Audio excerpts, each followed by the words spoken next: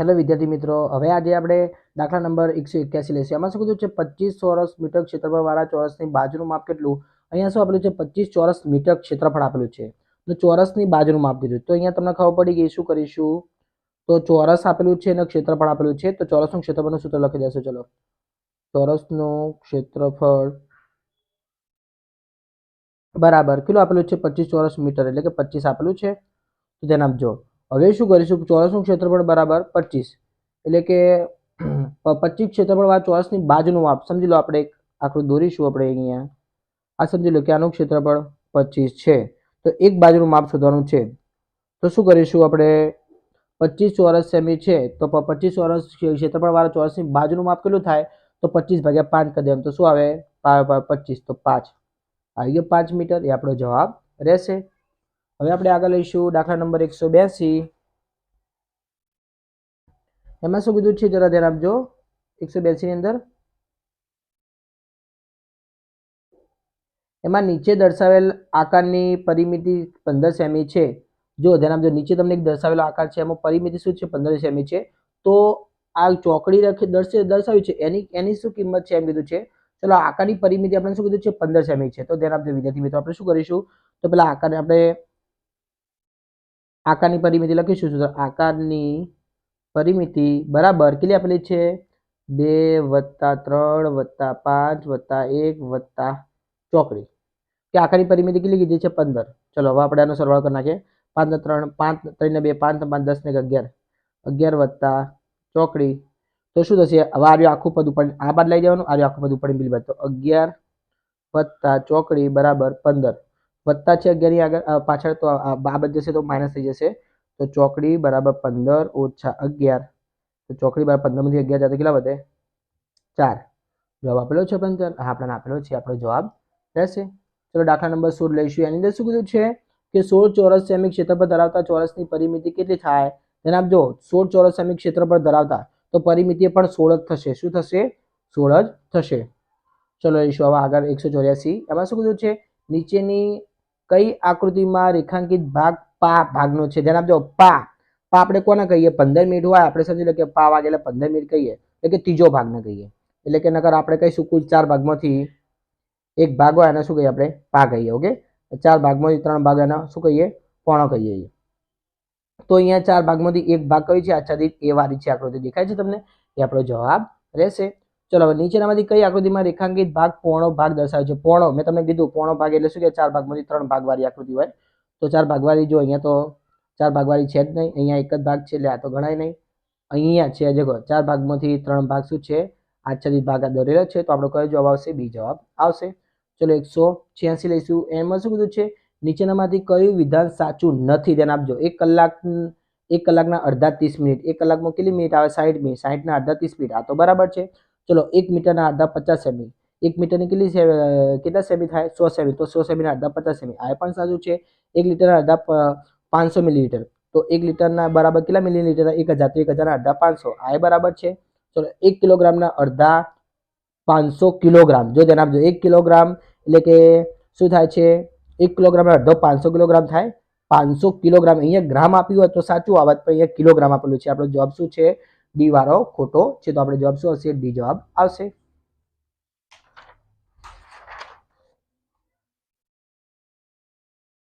હવે આપણે આગળ લઈશું દાખલા નંબર 187. આમાં શું કીધું છે? 36 ટોપી લીલા રંગની છે. ધ્યાન આપજો, 36 ટોપી લીલા રંગની છે. તે પૈકી પોણા ભાગની ટોપી ઉપયોગ લાલ રંગની કલરની છે. ધ્યાન આપજો, પોણા ભાગની એટલે સમજી લો આપણે કુલ 4 ભાગ લઈએ આની અંદર. એક્ઝામ્પલ રીતે હું સમજાવું છું, જરા ધ્યાન આપજો. 187 લઈશું. સમજી લો કે કુલ 4 ભાગ છે. એમાંથી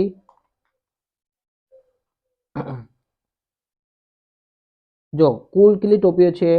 કુલ, તો ધ્યાન આપજો, કુલ 36 ટોપીઓ છે. એમાં પોણા ભાગની ટોપી લાલ રંગની છે. પોણો ભાગ એટલે કે સમજી લો 4 ભાગમાંથી 3 ભાગની કયા રંગની છે? લાલ રંગની છે. ઓકે, 4 ભાગમાંથી 3 ભાગ એટલે 36 × 3 ચતુર્થાંશ. તો એ કરીએ શું કે 4 ભાગમાંથી 3 ભાગને થાય તો દેખો તો શું થાય છે? 4 × 9, 4 4 ગયા તો શું 9 × 3 = 27. તો 27 ટોપી કેવા રંગની છે? લાલ રંગની. ઓકે, હવે શું કીધું છે આગળ? પછી જ્યારે બાકીની ટોપી ઉપર પીળા રંગની કલગી છે. ચલો બાકીની ટોપી એટલે 36 ઓછા 27 પીળા રંગની કલગી. આપણે પીળો રંગ લખી નાખીએ તો 36 માંથી 27 જાય કેટલા વધે? 9 વધે. તો આપણે રાખીશું એ પીળા રંગની કલગી વાળી છે. તો શું કીધું? તો કેટલી ટોપીઓ લાલ રંગની કલગી વાળી અને કેટલી ટોપીઓ પીળા રંગની કલગી વાળી છે? તો ચલો લાલ રંગની કલગી વાળી કેટલી છે? 27 ને પીળા રંગની 9. જવાબ છે હા, બીમાં આપેલો છે. જો 27 લાલ રંગની કલગી વાળી ને 9 પીળા રંગની કલગી વાળી ટોપી છે. ઓકે, તો દાખલા નંબર 188 લઈશું. એમાં શું કીધું છે? ઉપરની આકૃતિમાં સંદર્ભે આપણે જવાબ લાવવાનો રહેશે. તો કેવી રીતે લાવીશું? જો ધ્યાન આપજો. ઉપરની આકૃતિમાં સંદર્ભમાં કયું વિધાન સાચું છે? તો જો આકૃતિમાં દેખો કુલ ખાના કેટલા છે આપણે ગણી લેશું તો આપણે ખબર પડી જાય કે કયું વિધાન સાચું આવે અને કયું વિધાન ખોટું આવે. તો ધ્યાન આપજો. અહીંયા જો આપણે કુલ ખાના ગણીશું 1 2 3 4 5 6 7 8 9 10 11 12 13 14 15 16 16 છે. તો ચલો 16 કુલ ખાના કેટલા છે? કુલ બરાબર 16. ચલો હવે આચ્છાદિત કેટલા છે? 1 2 3 4 5 6 7 8. તો આચ્છાદિત કેટલા છે? આચ્છાદિત 8. તો પેલા સાદા કેટલા હશે? 8 જ હશે ને. તો કે કોરા આપણે અહીંયા લખીશું કોરા, એ પણ 8. તો અડધા અડધા થઈ ગયા. ચલો ઉપરની આકૃતિના સંદર્ભમાં કયું વિધાન સાચું? જો 1/4 આચ્છાદિત અને 1/4 સફેદ. 1/4 એટલે 4 ભાગમાંથી 1 ભાગ આચ્છાદિત થાય કોઈ ના. તો 16 ભાગમાંથી શું કહેવાય? 16 ભાગમાંથી અડધા એટલે કે 16 ભાગ્યા 2 એટલે કે કેટલા કહેવાય? 8 કહેવાય ને. તો 16 ભાગમાંથી અડધા ભાગના આચ્છાદિત છે અને અડધા ભાગના કોરા એટલે કે સફેદ. અહીંયા સફેદ લખી દઈશું આપણે. સફેદ એટલે કે અડધા ભાગના આચ્છાદિત અને અડધો ભાગ. અડધો એટલે શું કહેવાય? 1/2. આ પણ 1/2 જ કહેવાય. 1/4 લખેલું છે અને અહીંયા 1/4 સફેદ ના. આ તો ખોટું આવે. ચલો 3/4 આચ્છાદિત 1/4 સફેદ. આ પણ ખોટું. 1/4 આચ્છાદિત 1/4 સફેદ. આ પણ ખોટું. અહીંયા શું છે? 1/4 1/2 આચ્છાદિત અને 1/2 સફેદ. તો સાચું. જો આપણે લખેલું છે ને આચ્છાદિત 1/2 ના આચ્છાદિત એ શું કે સફેદ છે. ઓકે, તો આપણે શું જવાબ આવશે? ડી જવાબ આવશે. ચલો દાખલા નંબર 189 લઈશું. એમાં શું કીધું છે કે પૂર્વ 30 રૂપિયાના અડધા રૂપિયા ધ્રુતિને આપે છે. ધ્યાન આપજો. કોઈ ધ્રુતિ લખીશું 30 રૂપિયાના અડધા એટલે 30/2 એટલે કે 15 રૂપિયા ધ્રુતિને આપે છે. જ્યારે કથન 75 રૂપિયાનો 5મો ભાગ કોને આપે છે? નિધિને. તો અહીંયા લખીશું નિધિ બરાબર 75 નો 5મો ભાગ એટલે 75/5 એટલે કે શું થાય? 15 5 75 5 5 ગયા એટલે એ શું આવ્યો જવાબ? 15 રૂપિયા.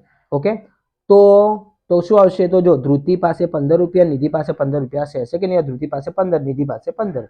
આવી ગયો જવાબ. સી જવાબ આવશે. ચલો દાખલા નંબર 190 લઈશું. આમાં શું કીધું છે? 1/2 કિલોગ્રામ ટામેટાનો ભાવ 10 રૂપિયા છે. તો 3.1/2 કિલોગ્રામ ટામેટા ખરીદવા કેટલા રૂપિયા જોઈએ? ધ્યાન આપજો. આ દાખલો ગણીશું આપણે 89 નો. તો હવે લઈશું 190. 1/2 કિગ્રા બરાબર કેટલા રૂપિયા છે? 10 રૂપિયા. તો માટે ચલો મિશ્ર પૂર્ણાંકમાં છે 3.1/2 એટલે ભેગું કરી નાખો. 3 દુ 6 ને 1 7 7/2 એટલે અશુદ્ધ પૂર્ણાંકમાં ફેરવી નાખી. અશુદ્ધ પૂર્ણાંક ફેરવી કેડે લખી જાય 7/2 કિલોગ્રામ ટામેટાનો ભાવ કેટલો? તો તમને હવે આવડે ત્રિરાશી. 7/2 ગુણ્યા 10 ભાગ્યા 1/2 એટલે 1/2. ભાગાકાર નીચે ભાગાકાર તો ભાગાકાર ક્યાં જાય? ઉપર જાય. આ ક્યાં આવશે? નીચે આવશે. 7/2 ગુણ્યા 10 ગુણ્યા 2. આ ભાગાકારનો નીચે ઉપર જતા રહ્યો તો 2 2 ગયા તો 7 70. શું જવાબ આવશે? 70. આપણને જવાબ આપેલો છે. હા, આપણને જવાબ આપેલો છે. આપણો જવાબ રહેશે. ચલો હવે દાખલા નંબર 191 લઈશું. એમાં શું કીધું છે? 1000 મિલીલીટર દૂધ ખરીદવા 60 રૂપિયા આપવા પડે તો 2.5 લીટર દૂધ ખરીદવા કેટલા રૂપિયા આપવા પડે? ધ્યાન આપજો. 1000 મિલીલીટર એને શું કીધું છે? 1000 મિલીલીટર દૂધ ખરીદવા માટે 60 રૂપિયા. હું અહીંયા લખીશ ત્રિરાશી 1000 મિલીલીટર કેટલા રૂપિયા આપવા પડે? 60 રૂપિયા. તો 2.5 લીટર. 2.5 લીટર એટલે તમને ખબર પડી 1 લીટર બરાબર 1000 મિલીલીટર. તો 2.5 લીટર બરાબર કેટલા થાય? 2500 મિલીલીટર. કેટલા થશે? 2500 મિલીલીટર બરાબર કેટલા? તો આપણે શું કરીશું? 2500 ગુણ્યા 60 ભાગ્યા 1000. 0 0 ગયા, 1 0 ગયો, 1 0 ગયો. ચલો 25 છંગ 150 કેટલો થાય 150 150 રૂપિયા આપણને આપેલો છે, આપણે જવાબ આપેલો છે, આપણો જવાબ રહેશે. તો દાખલા નંબર 192 લઈશું. એમાં શું કીધું છે જરા ધ્યાન આપજો. 1/4 બરાબર 25% ધ્યાન આપજો. 4 ભાગમાંથી 1 ભાગ એટલે થઈ ગયો, તો બરાબર 100 માંથી 25 એટલે કે આ પણ 25 ચોક 100 થાય, 1/4 આવી ગયા આને. તો બરાબર ચલો આપણે લઈશું 2/8 એટલે કે 2 ચોક 8 એટલે કે ઉપર કઈ ના વધી નીચે, તો 1/4 જ આવે તો જવાબ શું આવશે? એ વાળો જવાબ આવશે. ચલો દાખલા નંબર 193 લઈશું. 192 હતો, લઈશું આપણે દાખલા નંબર 193. નીચેનામાંથી કઈ જોડ સમઅપૂર્ણાંકની? સમ એટલે કે સરખા હોવા જોઈએ. તો પહેલી લઈશું જો 2/4 બરાબર 1/3 થાય, તો દેખીએ 2 તરી 6 એટલે કે 1/3 જ કહેવાય, તો 1/3 બરાબર 1/3, તો આપણે શું જવાબ આવશે? 1. સરખા છે બે થી બે, તો આપણે એ જવાબ આવશે. ચલો 194 લઈશું. એમાં શું કીધું છે?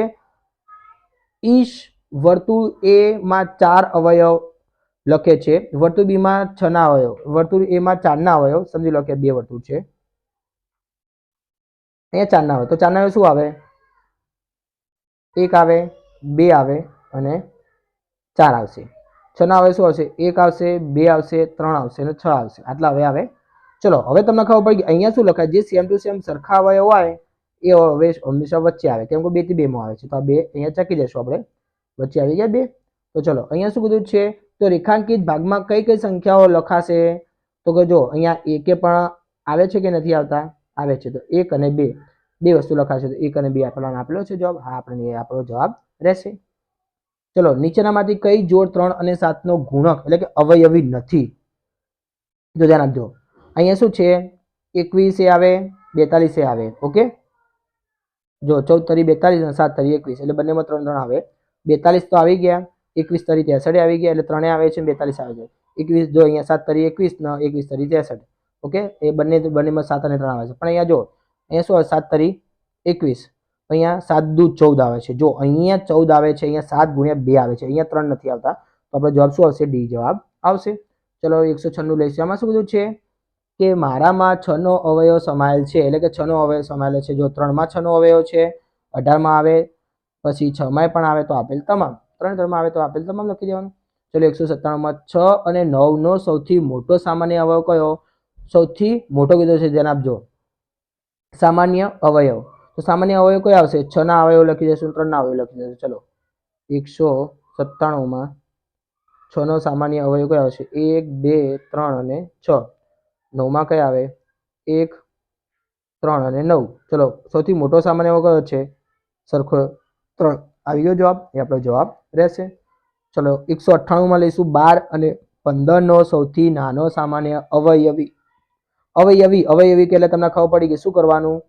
આપણે ઘડિયા લખી નાખવાના રહેશે. જે પહેલો સૌથી નાનો કીધો છે, એટલે જે પહેલો આવશે એ સામાન્ય અવયવ કહેવાય. ચલો 12 અને 15 નો ઘડિયા લખી દેડો. 12 એકા 12, 12 દુ 24, 12 તરી 36, 12 ચોક 48, 12 પંચા 60. ચલો 15 એકા 15, 15 દુ 30, 15 તરી 45, 15 ચોક 60. તો સૌથી નાનો જો આ એક જ જેવી સામાન્ય અવયવ આવ્યો સરખો, તો આપણે શું જવાબ આવશે? 60 જવાબ આવશે.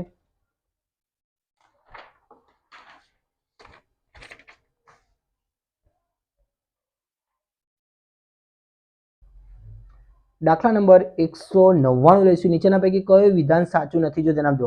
સંખ્યા પોતે પોતાનો અવયવ છે, એ તો સાચું છે.